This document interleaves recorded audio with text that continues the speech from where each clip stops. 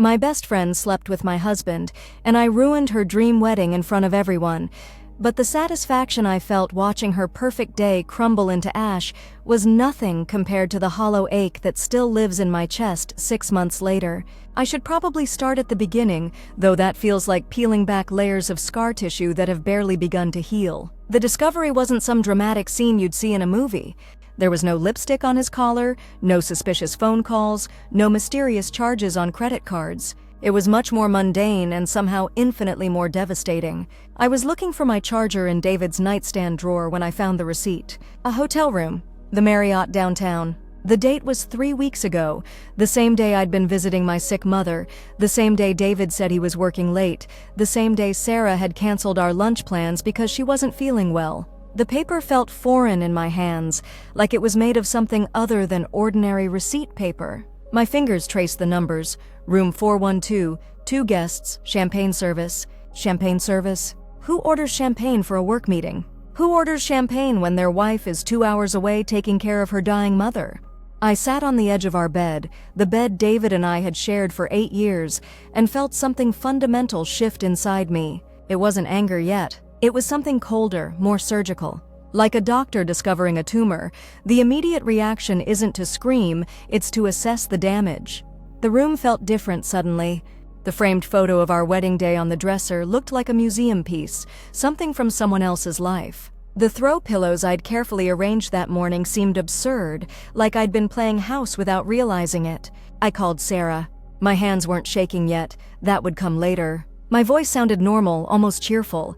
She answered on the second ring, her voice bright with that particular quality it had when she was happy about something, when she was keeping a secret. I asked her about her day, how she was feeling, if she'd gotten over whatever had made her cancel lunch. She told me she'd spent the afternoon shopping, that she'd found the perfect shoes for her wedding dress. Her wedding was in 2 months. I'd been helping her plan it for the better part of a year. The shoes were from Nordstrom, she said. She'd been there all afternoon. I hung up and called the hotel. I told them I was trying to track down a lost earring from 3 weeks ago, room 412. Could they tell me if housekeeping had found anything? The clerk was helpful, overly so. Yes, they'd had a couple staying in that room. No earring had been found, but they'd be happy to check with housekeeping again. A couple. I sat in my car in the parking lot of the grocery store for 45 minutes, watching people walk in and out with their mundane problems, choosing between brands of cereal, deciding if they needed milk. Normal people living normal lives where their best friends didn't fuck their husbands while they held their mother's hand in a hospital room. The shaking started then. Not the violent kind you see in movies, but something deeper, like my bones were trying to relocate themselves. I gripped the steering wheel until my knuckles went white, and I understood for the first time why people talked about seeing red. It wasn't metaphorical. There was actually a red haze creeping in around the edges of my vision. When I got home, David was in the kitchen making dinner. Pasta with that jarred sauce I'd told him a dozen times was too salty. He looked up when I walked in and I saw it. The guilt. It was written across his face like a headline. The slightly too bright smile, the way his eyes couldn't quite meet mine, the nervous energy that made him talk too fast about his day. He'd been at the office until 7, he said. Traffic was terrible coming home. How was Mom? I told him Mom was the same, that I'd stopped at the store, that I was tired. All true statements that felt like lies in my mouth. I watched him move around our kitchen, this man I'd loved for 12 years, married for 8, and I felt like I was looking at a stranger wearing David's face. We ate dinner in front of the television, some cooking show playing in the background. I pushed pasta around my plate and made appropriate responses to his comments about the chef's technique. Inside, I was calculating. 3 weeks of lies. 3 weeks of coming home to me after being inside my best friend. 3 weeks of kissing me with the same mouth that had been all over Sarah's body. The thought made me excuse myself to the bathroom, where I threw up quietly into the toilet, one hand pressed against my mouth to muffle the sound. When I came back, David was loading the dishwasher, humming something under his breath. He looked content, happy even. That night, I lay in bed next to him, listening to his breathing even out into sleep, and I felt something crystallize inside me. It wasn't the hot, chaotic rage I'd expected. It was something much more dangerous, a cold, methodical fury that settled into my bones like concrete. He'd chosen to betray me with Sarah, not some random woman, not a coworker I'd never met. Sarah, who'd been maid of honor at our wedding. Sarah, who'd held my hair back when I had food poisoning last year. Sarah, who'd cried with me when we'd gotten the news about Mom's diagnosis. Sarah, who was supposed to be getting married in 8 weeks to Tom, a man who worshipped the ground she walked on. I thought about Tom, probably at home in his apartment, excitedly planning his bachelor party or worrying about whether he'd remembered to confirm the flowers. Tom, who had no idea his fiancée was fucking around behind his back. Tom, who called Sarah his angel, his dream girl, his everything. The wedding. Sarah's dream wedding that she'd been planning for over a year. The wedding she talked about constantly, showed me Pinterest boards for, dragged me to 17 different venues to see. The wedding that was costing her parents $30,000. The wedding where I was supposed to be the maid of honor. I turned over in bed, careful not to wake David, and stared at the ceiling. My mind was already working, already plotting. Sarah thought she was so clever, so careful. She had no idea that her perfect little secret was about to become very, very public.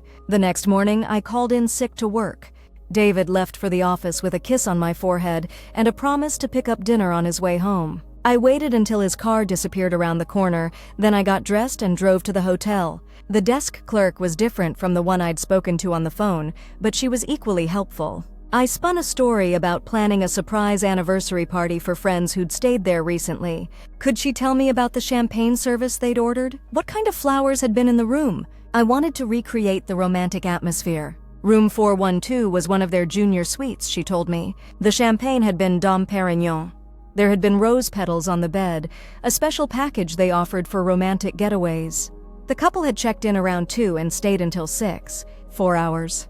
They'd spent 4 hours in that room while I sat in a hospital chair, holding my mother's hand and listening to her labored breathing. I thanked the clerk and walked to the elevator, pressing the button for the 4th floor. I needed to see the room, needed to understand the geography of their betrayal. The hallway was ordinary, beige carpet, bland artwork, the smell of industrial cleaning products. Room 412 was at the end, around a corner where no one would see you coming or going. I stood outside the door for 5 minutes, my hand hovering over the wood. Behind this door, 3 weeks ago, my husband had been inside my best friend. They'd drunk expensive champagne and scattered rose petals and probably laughed about how easy it was to fool me. The rage hit me then, finally. Not the cold calculation I'd been feeling, but something raw and primal that made me want to kick down the door and tear the room apart with my bare hands. I pressed my forehead against the cool wood and breathed deeply, waiting for the feeling to pass. When I got back to my car, I sat in the parking lot and made a list in my phone. Not a to-do list, but a catalog of everything I knew about Sarah's wedding. The venue, the photographer, the florist, the caterer, the band, the wedding dress that had cost $4,000 and was hanging in her closet like a white silk promise. The dress I'd helped her pick out. The dress I'd stood in the boutique and cried over because she looked so beautiful. The dress she'd probably been thinking about while she was naked in a hotel room with my husband. I thought about Sarah's mother, Linda, who'd been planning this wedding like it was a royal event. Linda, who'd booked the country club 2 years in advance, who'd tasted cake samples from 12 different bakeries, who'd spent hours debating whether the napkins should be champagne or ivory. I thought about the guest list. 200 people, including David and me. 200 people who would witness whatever I decided to do. The plan started forming in my mind like a photograph developing in a darkroom. Slowly at first, then with increasing clarity.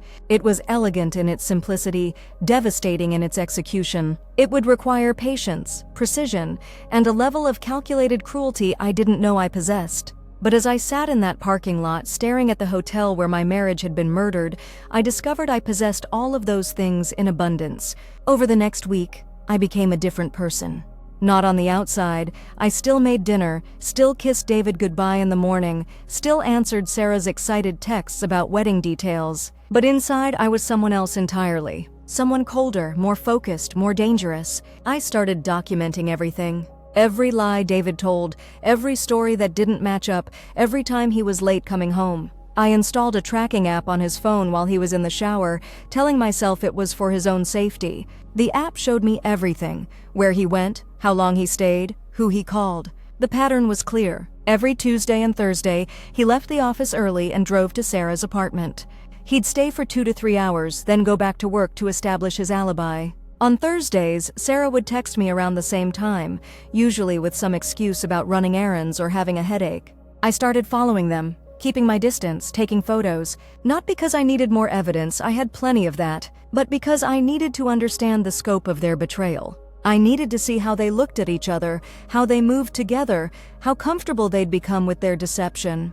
They looked happy. That was the part that gutted me most. In the photos I took through the window of a coffee shop where they met one afternoon, they looked like a couple in love. Sarah's hand on his arm, David's eyes never leaving her face.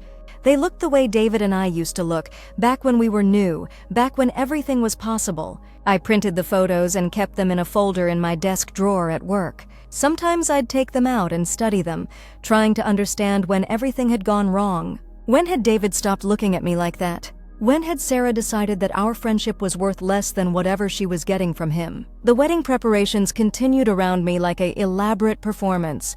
Sarah called me every few days with updates. The flowers were confirmed. The band had learned the special song she and Tom wanted for their first dance. The photographer had suggested a different location for the pre-ceremony photos. I made appropriate responses, offered suggestions, even drove with her to pick up the wedding favors, little silver picture frames with their names and the wedding date engraved on them. She was glowing with excitement, practically vibrating with joy. Every conversation felt like a knife twisting in my chest, but I smiled and nodded and played my part, because Sarah had no idea what was coming. She thought she was so clever, so careful. She thought she'd found the perfect balance, keeping Tom for security and respectability, keeping David for passion and excitement. She thought she could have it all. She was wrong. 3 weeks before the wedding, I made my first move. I called the photographer, Maria, who I'd met several times during the planning process. I told her I was concerned about some of the timeline details for the wedding day. Could we meet for coffee to go over everything? Maria was a sweet woman in her 50s who'd been photographing weddings for 20 years. She knew every vendor in the city, every venue, every detail that went into making a wedding day perfect. More importantly, she was a gossip who loved sharing stories about the dramas she'd witnessed. We met at a cafe downtown, and I let her talk about other weddings she'd done, other couples she'd worked with. Then, casually, I mentioned that I was worried about Sarah. She'd been acting strangely lately, stressed about something more than just normal wedding jitters. Maria leaned forward, interested. Stressed how? I told her about Sarah's recent behavior, the canceled plans, the distracted phone calls, the way she'd been jumpy and secretive. I was worried she was having second thoughts about the wedding, I said, or maybe there was something else going on. Maria nodded knowingly. She'd seen it all before, she said. The pressure of wedding planning could bring out the worst in people. Sometimes couples weren't ready for marriage, but they were too invested in the wedding to back out. I agreed, then mentioned that I'd seen Sarah meeting with someone recently, a man who wasn't Tom. They'd looked pretty cozy, actually. I was probably reading too much into it, but it had been bothering me. Maria's eyes widened. She'd photographed enough weddings to know the signs, she said. Did I think Sarah was having an affair? I told her I hoped not, but I was concerned. Sarah was my best friend, and I didn't want to see her make a mistake that would ruin her life. Or Tom's life, for that matter. Maria promised to keep an eye on things during the wedding preparations. If she noticed anything unusual, she'd let me know. I thanked her and drove home, satisfaction settling in my chest like warm honey. The first seed had been planted. 2 weeks later, I had lunch with Linda, Sarah's mother. Linda was a force of nature, a woman who'd turned wedding planning into a military operation. She had spreadsheets, timelines, backup plans for the backup plans. She was also fiercely protective of her daughter and had very strong opinions about marriage, fidelity, and what constituted appropriate behavior for a bride. We met at her country club, the same venue where the wedding would be held. Linda wanted to go over the final details, make sure everything was perfect for her daughter's special day. She was proud of the wedding she'd planned, proud of the daughter she'd raised, proud of the man Sarah was marrying. Tom was perfect for Sarah, she told me. He was stable, dependable, devoted. He'd never hurt her daughter the way some men did. He'd never lie to her or betray her or take her for granted. I agreed completely. Tom was wonderful, I said. Sarah was lucky to have found someone so trustworthy. Linda beamed, then leaned forward conspirationally. She was so relieved that Sarah had settled down, she said. There had been a period a few months ago when Sarah had been acting strangely, staying out late, being secretive about her plans, seeming distracted and distant. Linda had worried that Sarah was having cold feet about the engagement, but whatever it was had passed, she said. Sarah seemed happy again, focused on the wedding and her future with Tom. I nodded sympathetically. Planning a wedding was stressful, I said. Sometimes people acted out of character when they were under pressure. Linda agreed, then mentioned that she'd noticed Sarah had been spending a lot of time away from Tom lately. Wedding planning, she assumed, but it still seemed odd. A couple should be growing closer as their wedding approached, not drifting apart. I made a non-committal sound and changed the subject to the flowers, but I could see the seed of doubt taking root in Linda's mind. She was the type of woman who noticed everything, who kept track of every detail. She'd be watching Sarah more closely now, looking for signs of the behavior I'd subtly suggested. The second seed had been planted. The week before the wedding, I played my final card. I called Tom and asked if we could meet for coffee. I had something I needed to discuss with him about the wedding, something sensitive that I didn't want to handle over the phone. Tom was confused but agreed. We met at a Starbucks near his office, a busy place where our conversation would be lost in the ambient noise. He looked nervous, probably wondering if I was going to drop some bombshell about the wedding preparations. I told him I was concerned about Sarah. She'd been acting strangely lately, and I was worried about her. As her maid of honor, I felt responsible for making sure she was okay. Tom's expression grew serious. Strangely how? I told him about the canceled plans, the secretive phone calls, the way Sarah seemed distracted and distant. I was probably being paranoid, I said, but I'd noticed she'd been going out a lot lately without mentioning where she was going. Tom frowned. He'd noticed some of that too, he said. Sarah had been busy with last-minute wedding preparations, but she'd been evasive about the details. When he asked about her day, she'd give vague answers or change the subject. I nodded sympathetically. Pre-wedding jitters were normal, I said. But I was worried there might be something more serious going on. Tom asked what I meant, and I told him about seeing Sarah with another man. I'd been driving past the Marriott downtown last week, I said, and I'd seen Sarah in the lobby with a man who wasn't him. They'd been sitting close together, talking intensely. It had looked intimate. Tom's face went pale. He asked if I was sure it was Sarah, and I told him I was. I'd been debating whether to tell him, but I felt like he had a right to know. Tom sat quietly for a long moment, staring at his coffee. Then he asked if I thought Sarah was having an affair. I told him I hoped not, but I was concerned. He deserved to know if something was going on before he made a lifetime commitment. Tom thanked me for telling him, his voice hollow. He said he'd talked to Sarah about it. I told him to be careful how he approached it. If it was innocent, he didn't want to damage their relationship by seeming accusatory. But if it wasn't innocent, he needed to know the truth. Tom nodded and left. His shoulders slumped with the weight of doubt I'd just placed on them. The third seed had been planted. The night before the wedding, I couldn't sleep. I lay in bed next to David, listening to his steady breathing, and ran through the plan one more time. Tomorrow everything would come together. Tomorrow, Sarah's perfect wedding would become a nightmare, and everyone would know what she really was. I thought about the envelope in my purse, the one I'd prepared so carefully. Inside were copies of all the photos I'd taken, printed on high-quality paper. Sarah and David at the coffee shop. Sarah and David walking into her apartment building. Sarah and David kissing in the parking lot behind her office.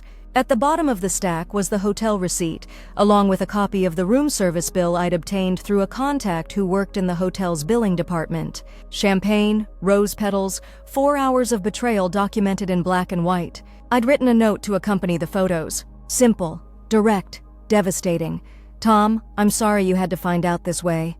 Sarah has been having an affair with my husband David for the past 3 months. These photos were taken over the past few weeks. The hotel receipt is from their first meeting. I thought you deserved to know the truth before you said I do. I hope you'll make the right decision. A friend. I'd planned to slip the envelope into Tom's jacket pocket during the chaos of the pre-ceremony preparations. He'd find it when he was getting ready to walk down the aisle. He'd have just enough time to absorb the information before he had to make a choice, go through with the wedding or expose Sarah in front of 200 guests. But as I lay there in the dark, I realized that wasn't enough. That was too clean, too private. Sarah had humiliated me in secret, but her exposure needed to be public. She needed to feel the same devastation I'd felt, amplified by the presence of everyone she cared about. I got up and went to my computer, my fingers flying over the keyboard. I created a new email account, one that couldn't be traced back to me. Then I crafted a message that would change everything. To the wedding party and close family members of Sarah Mitchell and Tom Bradley, I'm sorry to inform you that Sarah has been having an affair with a married man for the past 3 months. She has been lying to Tom and to all of you about her fidelity and her commitment to this marriage. The attached photos provide evidence of her betrayal. I felt you all deserved to know the truth before witnessing what would be a fraudulent ceremony. The photos were taken at various times over the past month. Sarah and her lover have been meeting regularly at the Marriott downtown, room 412. I hope you'll consider carefully whether this wedding should proceed. A concerned friend? I attached the photos and the hotel receipt, then addressed the email to 15 people: Tom's parents, Sarah's parents, the maid of honor, the best man, Sarah's sisters, Tom's brother, and a few close family friends who would be attending the wedding. I scheduled the email to be sent at 10 a.m. the next morning, exactly 2 hours before the ceremony was supposed to begin.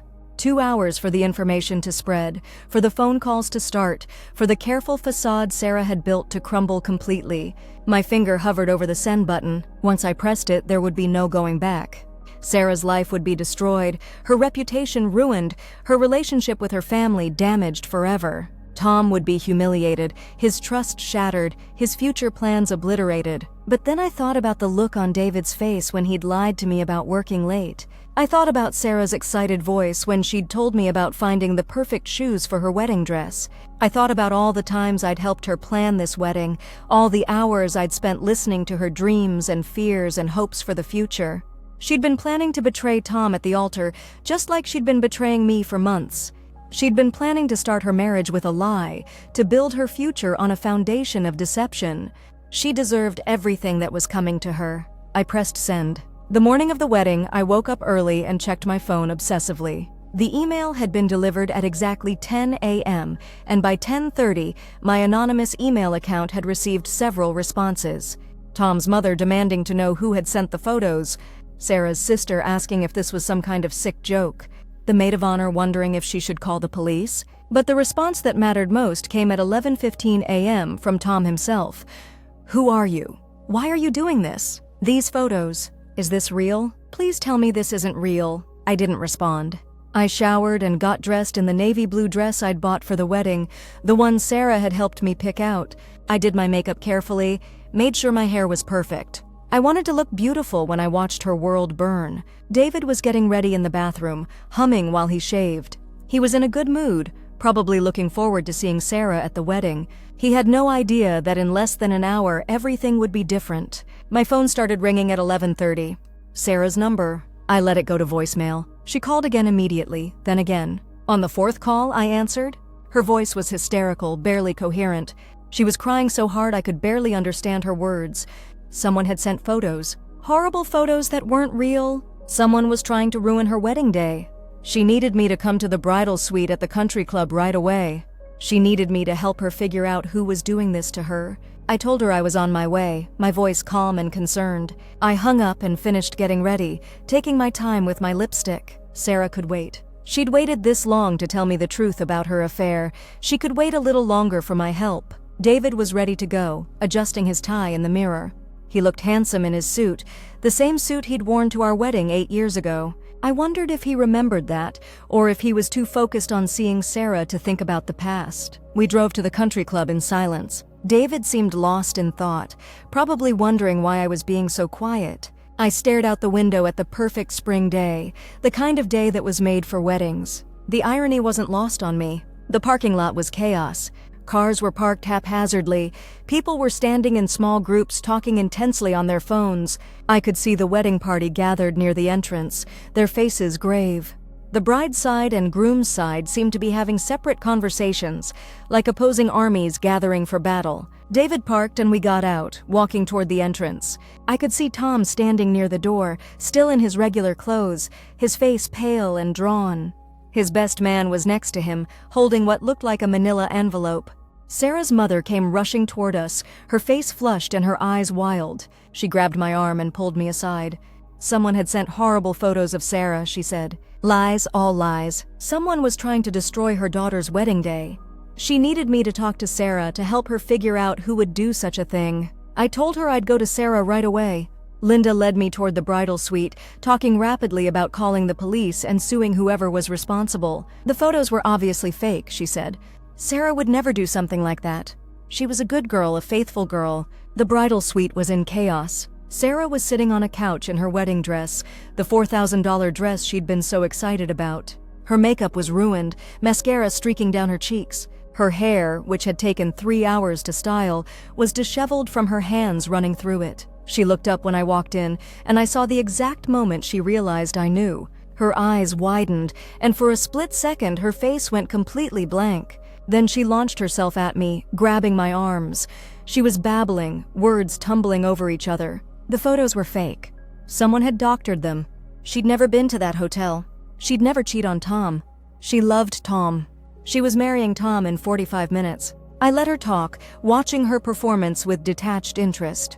She was good, I had to give her that. The tears seemed genuine, the desperation in her voice convincing. If I hadn't known the truth, I might have believed her. But I did know the truth. I knew about the hotel room, the champagne, the rose petals. I knew about the Tuesday and Thursday meetings, the lies she'd told me about having headaches and running errands. I knew about the way she'd looked at David in those photos, the way she'd touched his arm like she owned him. Sarah was still talking, still trying to convince me that the photos were fake, when her phone rang. She answered it without looking at the caller ID. It was Tom. I could hear his voice through the phone, quiet and broken. He was calling off the wedding. He couldn't marry her, not after seeing those photos. He was sorry, but he couldn't do it. Sarah screamed into the phone, begging him to listen to her. The photos were fake, she said. Someone was trying to ruin their wedding. She loved him, only him. She'd never betray him. Tom's voice came through the phone, still quiet but firm. He'd talked to the hotel. They'd confirmed that she'd been there with another man. They'd kept records of the champagne service, the rose petals, everything. He knew it was real. Sarah threw the phone across the room, where it shattered against the wall. She turned to me, her face twisted with rage and desperation. She knew it was me, she said. I was the only one who could have gotten those photos. I was jealous of her happiness, jealous of her perfect wedding. I was pathetic and bitter, and I'd destroyed her life because I couldn't stand to see her happy. I looked at her for a long moment.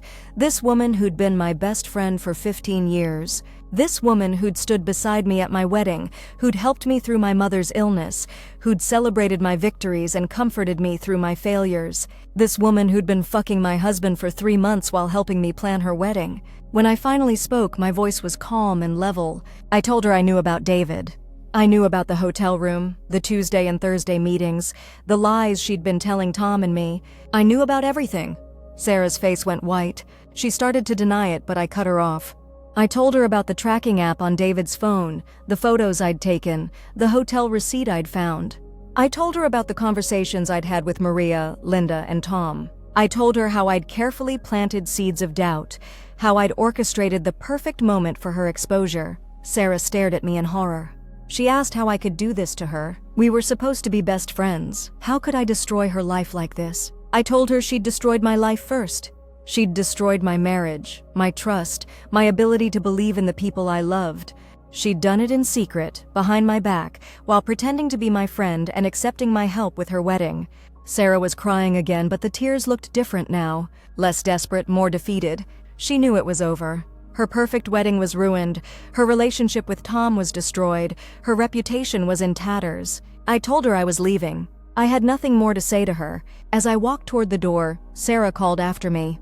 She told me I was making a mistake. David would leave me now that the truth was out. I'd destroyed her life, but I'd destroyed my own too. I turned back to look at her one last time. She was still in her wedding dress, still beautiful despite the tears and ruined makeup. She looked like a broken doll, like something that had been carefully crafted and then deliberately shattered. I told her she was wrong. I wasn't destroying my own life, I was saving it. I was finally free from the lies, from the betrayal, from the pretense of friendship with someone who didn't know the meaning of the word. I walked out of the bridal suite and closed the door behind me. The hallway was empty, quiet. I could hear muffled voices from the main reception area, probably guests trying to figure out what was happening and whether they should go home. I found David in the lobby, standing with a group of men who were clearly uncomfortable with the situation. He looked up when he saw me, and I knew he'd heard about the photos. His face was pale, his eyes filled with something that might have been fear. He started to walk toward me, but I held up a hand to stop him. I told him we needed to talk, but not here. Not in front of all these people. We walked to his car in silence. Other guests were leaving, some looking confused, others clearly having figured out what had happened. The wedding was over before it had begun. In the car, David tried to explain. He told me he was sorry, that it had been a mistake, that he'd never meant for me to find out. Sarah had pursued him, he said. She'd been persistent, seductive. He'd been weak, but it didn't mean anything. He loved me, not her. I listened to his excuses, his justifications, his attempts to minimize what he'd done. When he was finished, I told him I'd already contacted a lawyer. I'd filed for divorce yesterday before the wedding. I'd had the papers drawn up weeks ago. David looked shocked. He asked if we could work it out, go to counseling, try to save our marriage. He said he'd end things with Sarah immediately, that he'd do anything to make it right. I told him it was too late. The trust was gone. The marriage was over. I'd already started the process of dividing our assets, closing our joint accounts, separating our lives. I'd been planning this just as carefully as I'd planned Sarah's exposure. David was quiet for a long moment. Then he asked if I'd orchestrated the whole thing, the photos, the emails, the ruined wedding. Had I planned all of this? I told him I had. I'd discovered their affair 3 months ago, and I'd spent that time planning the perfect revenge. I'd wanted Sarah to experience the same humiliation I'd felt, but amplified by the presence of everyone she cared about. David looked at me like he'd never seen me before. He told me he'd never realized I was capable of something like this. The woman he'd married would never have done something so cruel. I told him he was right. The woman he'd married wouldn't have done this. But the woman he'd married no longer existed. She'd died in a hotel room 3 months ago, killed by the 2 people she'd trusted most in the world. We drove home in silence. David went to pack a bag while I sat in the living room, surrounded by the remnants of our life together. Photos from our wedding, souvenirs from vacations we'd taken, books we'd read together. All of it felt like artifacts from someone else's life. My phone buzzed with a text from an unknown number. It was Tom asking if we could meet. He wanted to talk about what had happened, to understand how long I'd known about the affair. I agreed to meet him the next day. We were both casualties of Sarah and David's betrayal, both victims of their selfishness and deception. Maybe we could help each other make sense of what had happened. David came downstairs with a suitcase, his face drawn and tired. He told me he'd stay at a hotel for a few days, give me some space. He asked if I thought we could eventually be friends, if we could find a way to forgive each other. I told him I didn't know. Right now, I couldn't imagine forgiving him or Sarah. The betrayal was too fresh, too devastating. Maybe someday, but not now. David nodded and walked toward the door. He paused with his hand on the handle and turned back to me. He told me he was sorry. He'd made a terrible mistake, and he knew he'd lost the best thing in his life. He hoped someday I'd be able to forgive him, even if we could never be together again. I didn't respond. I watched him walk out the door, closing it quietly behind him. Then I sat in the silence of our empty house and thought about what came next. The divorce would be messy, expensive, emotionally draining. There would be lawyers and paperwork and the division of assets. There would be mutual friends who would take sides, family members who would ask awkward questions, co-workers who would whisper about my failed marriage. But there would also be freedom. Freedom from the lies, from the constant vigilance, from the exhausting work of maintaining a relationship with someone who didn't respect me enough to be faithful. Freedom to rebuild my life on my own terms, without the weight of betrayal dragging me down. I thought about Sarah, probably still in her wedding dress, trying to explain to her parents and friends what had happened. The wedding she'd planned for over a year was ruined. Her relationship with Tom was over. Her reputation was destroyed. She'd lost everything in a single morning. Part of me felt sorry for her. We'd been friends for 15 years, and despite everything, I could still remember the good times. The late-night conversations, the shared secrets, the way she'd supported me through difficult times. That person had been real, even if she'd also been capable of devastating betrayal. But mostly I felt satisfied. She'd gotten exactly what she deserved. She'd played with fire, thinking she was too clever to get burned. She'd underestimated my intelligence, my resourcefulness, my capacity for strategic thinking. She'd learned, in the most public way possible, that actions have consequences. I poured myself a glass of wine and sat on the couch, looking through the photos I'd taken over the past few months. Not the ones of Sarah and David. I'd deleted those from my phone after sending them to the wedding party. These were different photos, ones I'd taken of myself during the planning process. There was one from the day I'd found the hotel receipt, taken in my car in the grocery store parking lot. I looked shell-shocked, pale, like I'd seen a ghost. Another from a week later, when I'd started following them. My eyes were different in that one, harder, more focused. The most recent photo was from yesterday, taken in the mirror before I'd scheduled the email to be sent. I looked like a different person entirely. Confident, determined, dangerous. I looked like someone who could orchestrate the destruction of her best friend's wedding without breaking a sweat. I was a different person. The woman who'd been betrayed 3 months ago had been naive, trusting, willing to believe the best of people. The woman sitting in this living room was none of those things. She was strategic, calculating, capable of playing a long game that required patience and precision. I wasn't sure if I liked this new version of myself. She was effective, certainly. She'd gotten justice, revenge, closure, but she was also cold, manipulative, willing to cause pain to get what she wanted. She was someone who could smile at her best friend while plotting her destruction. But maybe that was what the world required. Maybe trusting, naive people were destined to be victims. Maybe the only way to survive was to become someone harder, someone willing to fight back when attacked. My phone buzzed with another text. This one was from Sarah, sent from someone else's phone since she'd thrown hers against the wall. I hope you're happy. You've destroyed everything. I hope it was worth it. I stared at the message for a long moment, then deleted it without responding. Sarah still didn't understand. She thought this was about happiness, about winning or losing. She thought I'd destroyed her wedding out of jealousy or spite. But this wasn't about happiness. This was about justice. This was about making sure that people who betray their friends, who lie to their fiancés, who build their lives on deception, face consequences for their actions. Sarah had made her choices over the past 3 months. She'd chosen to have an affair with my husband. She'd chosen to lie to Tom and to me. She'd chosen to plan a wedding while living a double life. She'd chosen to believe she was smarter than everyone else, that she could manage her deception indefinitely. I'd simply made sure she faced the consequences of those choices. I finished my wine and went upstairs to bed. Tomorrow would bring new challenges, conversations with lawyers, explanations to family and friends, the beginning of the long process of rebuilding my life. But tonight I was satisfied with what I'd accomplished. Sarah's dream wedding was over. Her relationship with Tom was destroyed. Her perfect life was in ruins. And everyone who mattered to her knew exactly what kind of person she really was. It wasn't happiness I felt, lying in bed in the house I'd shared with David for 8 years. It was something colder, more complex. It was the satisfaction of a job well done, of justice served, of a debt finally paid in full. Sarah had slept with my husband, and I'd ruined her dream wedding in front of everyone. We were even now. The score was settled. But as I drifted off to sleep, I wondered what kind of person I'd become in the process. And whether, in destroying Sarah's life, I'd also destroyed something essential in myself. The answer, I realized, would have to wait for tomorrow. Tonight, I was content to rest in the ruins of what we'd all built together. Marriages, friendships, trust, love, all of it reduced to rubble by choices made in secret, consequences delivered in public, and the cold satisfaction of perfect revenge.